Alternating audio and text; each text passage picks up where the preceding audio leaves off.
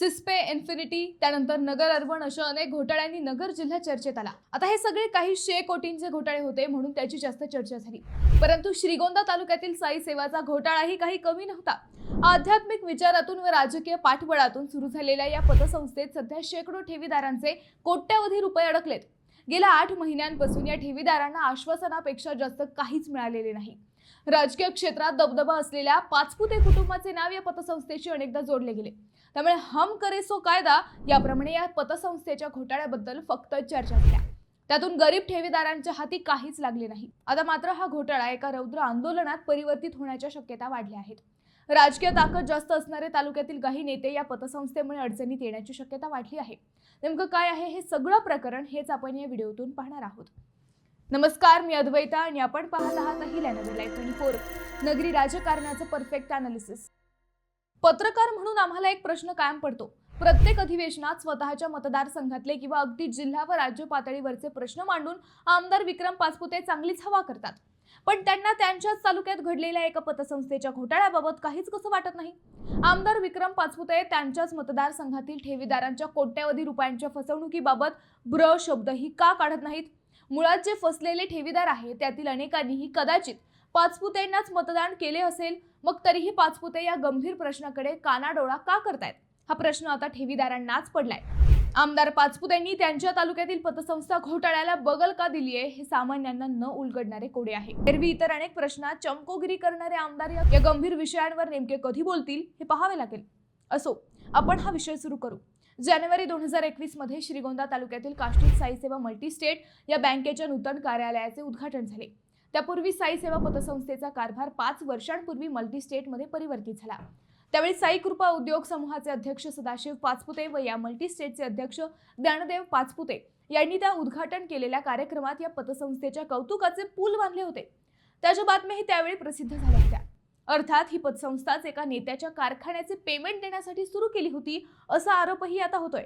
हा कारखाना शेतकऱ्यांचे पेमेंट याच पतसंस्थेतून करायचा, त्यामुळे अनेक शेतकरी सामान्यांसाठी ही पतसंस्था महत्त्वाची होती। सुरुवातीला तिचा कारभारही चांगला होता। शेतकऱ्यांना आपल्या ऊसाचे पेमेंट याच पतसंस्थेतून मिळत असल्याने पतसंस्थेची भरभराट अगदी अल्पावधीतच झाली। परंतु नंतर हा कारखानाच दुसऱ्याने चालवायला घेतल्यावर मात्र या पतसंस्थेचे दिवस फिरले। गेल्या 8 महिन्यांपासून या पतसंस्थेबाबत वेगवेगळे कान उजेडात येऊ लागले। पतसंस्थेचे अध्यक्ष, मुख्य कार्यकारी अधिकारी आणि काही संचालकांनी ही पतसंस्था स्वतःची जागिरी समजून अनेक घोटाळे घातल्याचा आरोप होऊ लागला। मल्टीस्टेटची मुख्य शाखा व उपशाखांमध्ये ठेवीदारांचे पैसे अडकले। त्यानंतर गेल्या 6 ते 8 महिन्यांपासून या ठेवीसाठी सामान्य ठेवीदार हवालदिल झाले। काष्टी, श्रीगोंदा शहर, बेलवंडी, मढेवडगाव आणि हंगेवाडी येथे या पतसंस्थेच्या शाखा सुरू होत्या। त्या सर्व शाखांमध्ये ठेवीदारांनी विश्वासाने पैसे गुंतवले होते, मात्र त्याचा गैरवापर सुरू झाला। मुख्य शाखेतील पैसे उपशाखांकडून घेऊन जमीन, मालमत्ता, आलिशान गाड्या आणि खासगी व्यवसायांमध्ये वापरण्यात आल्याचा आरोप झाला। काही पैसे नातेवाईक, कर्मचारी किंवा जवळच्या व्यक्तींच्या नावावर कर्ज दाखवून हलवले गेले। मागील 1-2 वर्षात सिस्पे आणि इतर परताव्याच्या अपेक्षांमुळे सहकारी संस्थांमधील ठेवी कमी होत असताना या पतसंस्थेत ठेवीदारांचा विश्वासघात करत पैसे इतर कारणासाठी वापरण्यात आले। ठेवींची मुदत पूर्ण झाल्यानंतर पैसे मागितले असता केवळ आश्वासन मिळत राहिली। गेल्या कित्येक महिन्यांपासून ठेवीदारांनी या पतसंस्थेतील पैसे मिळवण्यासाठी आंदोलनही केली, परंतु कोणालाही स्वतःच्या घामाचा व कष्टाचे पैसे परत मिळाले नाही। साई सेवा पतसंस्थेचे आणि मल्टीस्टेटचे गुंतवणूकदार 6 महिन्यांपासून ठेवी परत मिळवण्यासाठी वाट पाहत आहेत। चेअरमन, मुख्य कार्यकारी अधिकारी आणि काही संचालकांनी संगनमताने दोन्ही ठिकाणच्या ठेवींचा अपहार केल्याचा आरोप आहे।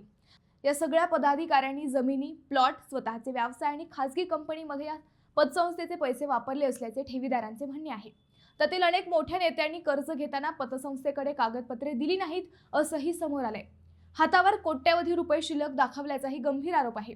तालुक्यात रोष वाढल्यानंतरही स्थानिक नेते या गंभीर प्रश्नाकडे का दुर्लक्ष करतायत हे समजत नाही।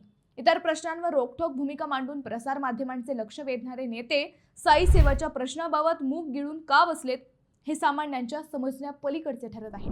ठेवीदारांना 10 एप्रिलला पैसे देण्याचे आश्वासन देण्यात आले होते, परंतु आश्वासनानंतरही शुक्रवारी ठेवीदारांना पैसे न देता सगळे पदाधिकारी गायब झाले। यामुळे आक्रमक झालेले ठेवीदार आता उपोषण करणार असल्याचे समजते। संस्थेचे महत्त्वाचे कागदपत्रे काहींनी संगनमताने गायब केल्याचा आरोप ठेवीदारांनी केलाय। काही संचालक व अधिकाऱ्यांनी या पतसंस्थेतून बिगर कागदपत्रांचे कर्ज घेतल्याचेही समोर आले आहे। या सर्व प्रकाराचा योग्य तपास व्हावा व दोषी कितीही मोठा नेता असला तरी त्याच्यावर कारवाई व्हावी अशी मागणी सध्या जोर धरताना दिसत आहे। मित्रांनो, तुम्हाला हा विषय कसा वाटला व यात कोण दोषी असेल हे आम्हाला कमेंट करून नक्की कळवा। शिवाय व्हिडिओ आवडला असेल तर चॅनलला सबस्क्राईब करून व्हिडिओला लाईक करायला विसरू नका। पुन्हा भेटू नव्या विषयावर, तोपर्यंत धन्यवाद।